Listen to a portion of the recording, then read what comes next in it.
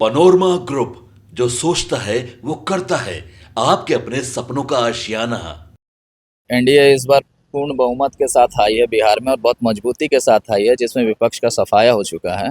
तो जाहिर सी बात है, हम लोग को काम करने में बहुत ज़्यादा हाथ मिलेगा, बहुत ताकत मिलेगा। उसमें अगर चिन्हित करके वो किसी की जाति या धर्म पे बंटवारा कर रहे हैं, तो वो आज तक करते आए हैं और तोड़ने का काम किया है। हमारे मुख्यमंत्री ने हमेशा जोड़ने का काम किया है। तो जो अतिक्रमण हटाया जा रहा है, वो तो पब्लिक के हित में ही हो रहा है। अतिक्रमण से उनको डरना चाहिए जो लोग नाजायज किसी का जमीन हड़प के बैठे हुए हैं, ना कि गरीबों को। अगर कोई भी मंत्री हो, नेता हो या कोई भी बड़ा आदमी हो, रसूखदार हो, अगर वो किसी का अवैध संपत्ति हड़प के अगर रखे हैं, तो जाहिर सी बात है उस पर बुलडोजर चलेगा। लोजपा विधायक विष्णुदेव पासवान हमारे साथ बातचीत करने के लिए हैं। पहली बार विधायक बने, अब नीतीश कुमार ने आवास भी मुहैया आप लोगों को करवा दिया है, गृह प्रवेश भी कर लिए हैं। जी बिल्कुल, ईश्वर का नाम लेके हम लोगों ने गृह प्रवेश किया और एक नए शुरुआत की आगाज़ हम लोगों ने किया। अब यहाँ से अब हम लोग आने वाले 5 वर्षों में वो सब करके दिखाने वाले हैं जो हमारी जनता को उम्मीद है।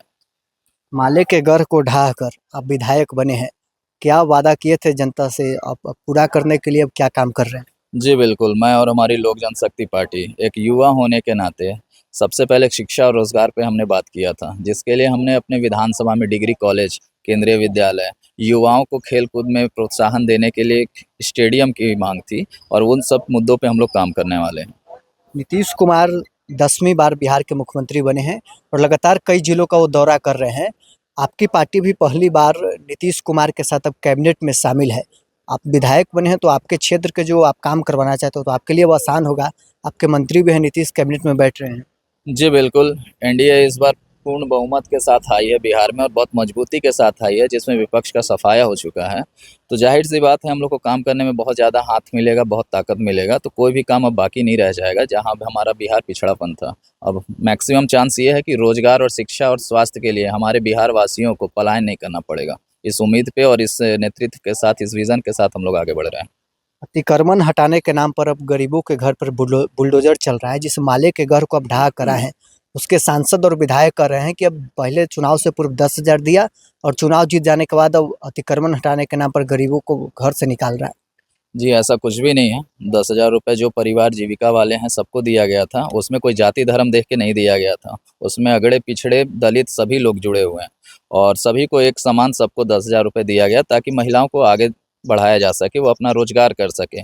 उसमें अगर चिन्हित करके वो किसी की जाति या धर्म पे बंटवारा कर रहे हैं, तो वो आज तक करते आए हैं और तोड़ने का काम किया है। हमारे मुख्यमंत्री ने हमेशा जोड़ने का काम किया है और जो महिलाएं घर में रहती थी, आज वो बाहर निकल के अपना खुद पे अपने पैर पे आज खड़े हैं।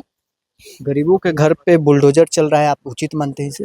देखिए, जहाँ अतिक्रमण होगा वो तो न्यायालय का फैसला है, उसको हटाना ही पड़ेगा क्योंकि ज़्यादातर हमारे विधानसभा हो चाहे पूरे बिहार की बात कर रहे हैं, जाम की समस्या से एम्बुलेंस जैसी ज़रूरी चीज़ें, चाहे फायर ब्रिगेड की गाड़ियाँ हों, तो जाम होने के कारण सही टाइम पे नहीं पहुँच पाते थे। ये काफ़ी परेशानी होती थी आम जनता को। तो जो अतिक्रमण हटाया जा रहा है वो तो पब्लिक के हित में ही हो रहा है। अतिक्रमण से उनको डरना चाहिए जो लोग नाजायज़ किसी का ज़मीन हड़प के बैठे हुए हैं, ना कि गरीबों को। और एक बात और, नालंदा जिले में पासवान परिवारों के जो मुद्दा उठा था, उसमें भी हमारे नेता जाके मिल के आए हैं 150 परिवारों से और उनको आवास उपलब्ध कराया जाएगा और वो अतिक्रमण रोक दिया गया। आपके गृह मंत्री और बिहार के डिप्टी सीएम हैं सम्राट चौधरी, वो कह रहे हैं कि लालू यादव की जो अवैध संपत्ति है उसको कब्जा किया जाए और उस पर अब विद्यालय खोलने की बात कह रहे हैं। जी बिल्कुल, होना चाहिए। अगर कोई भी मंत्री हो, नेता हो या कोई भी बड़ा आदमी हो, रसूखदार हो, अगर वो किसी का अवैध संपत्ति हड़प के अगर रखे हैं, तो जाहिर-सी बात है उस पे बुलडोज़र चलेगा और वहाँ पे कुछ न कुछ रोज़गार, चाहे शिक्षा का, अगर स्कूल खुले, हॉस्पिटल खुले, बिहार के भविष्य के लिए वो अच्छा रहेगा। तो चलिए, लोक जनशक्ति पार्टी रामविलास के विधायक विष्णुदेव पासवान हमारे साथ बातचीत कर रहे थे। क्या कुछ इनका कहना था आपने सुना है। बहरहाल इस खबर में इतना ही। आप बने रहे न्यूज़ 4 नेशन के साथ।